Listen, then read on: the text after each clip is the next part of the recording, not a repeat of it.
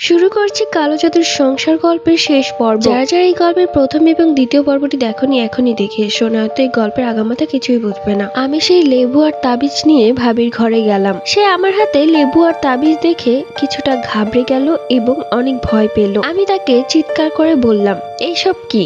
আপনি আমার উপর কালো জাদু করেছেন? আপনি কালো জাদু করে আমার বাচ্চাটাকে মেরেছেন, এমনকি আমার এবং আমার স্বামীর মাঝে আপনি দূরত্ব বাড়িয়েছেন। হঠাৎই তার চেহারায় আমি এক ভয়ঙ্কর হাসি দেখতে পেলাম, যেটা ছিল একটা শয়তানের হাসি। সে আমাকে শয়তানের মতো হাসতে হাসতে বলল, তাহলে বুঝেই গিয়েছিস আমি কি করতে পারি। এখনো সময় আছে, নিজের জীবন বাঁচাতে চাইলে বাপের বাড়ি চলে যা। তার এই কথা শুনে রাগে আমার মাথার রক্ত গরম হয়ে গেল। আমি কষি একটা চড় মারি তার গালে, কিন্তু ভাবতেও পারিনি তাকে এই চড় মারার জন্য যে আমার জীবনটা তছনছ হয়ে যাবে। সে গর্জে উঠে বলল, চর মেরেছিস না, এবার দেখিস তোর জন্য কি অপেক্ষা করছে। আমিও মুখের ওপর বলে আসি, যা পারিস করিস। সেই দিন বিকেলবেলা ভাবি সেই কালো জাদুর ব্যক্তির কাছে যায় এবং আমাকে মরণ বান মারে। সন্ধ্যায় আমার প্রচন্ড জ্বর আসে, এতটাই জ্বর যে চোখ দিয়ে পানি পড়ছিল। আমার শাশুড়ি কি করবেন বুঝতে না পেরে আমার বাবার বাড়িতে ফোন করে। সাথে সাথে আমার পরিবারের অনেক মানুষ চলে আসে আমাকে দেখার জন্য। আমার অবস্থা এতটাই খারাপ ছিল যে তারা ঠিক করলো আমাকে নিয়ে হাসপাতালে যাবে। জ্বরের মুখে আমি মাকে একটা কথাই বলেছিলাম,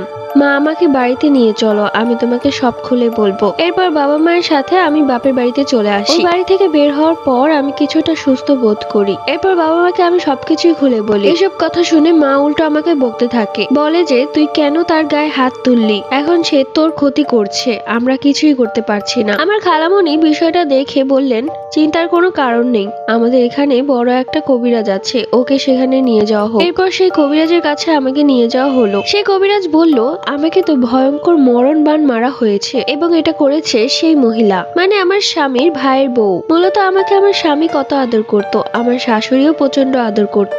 এরপর সুখবর চলে আসলো যে আমি প্রেগনেন্ট।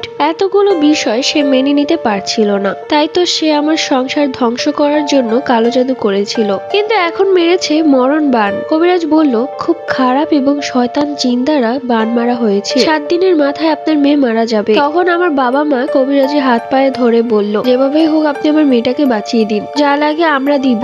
এরপর কবিরাজ আমাকে একটি গোল বৃত্তে বসিয়ে দেয় এবং সেখানে অনেক পদের ফল ছিল। এক পর্যায়ে সেই জিনটাকে আমার ভেতরে হাজির করে। তাকে অনেক বোঝানোর পর সে এক পর্যায়ে আমাকে ছেড়ে যেতে রাজি হয়। তার বিনিময়ে তাকে অনেকগুলো ভোগ দিতে হবে, যেমন আস্ত খাসি, 12 হাঁড়ি মিষ্টি। আমার বাবা মা এক পায়ে রাজি হয়ে যায়। এরপর মরণবান কাটতে সফল হই। চলে আসি শ্বশুর বাড়িতে আমার স্বামীর ভাইয়ের বউয়ের অবস্থা দেখার মতো। সে দিন দিন শুকিয়ে যাচ্ছে, আস্তে আস্তে তিনি পাগল হয়ে যায় আর আমি সুখে সংসার করি।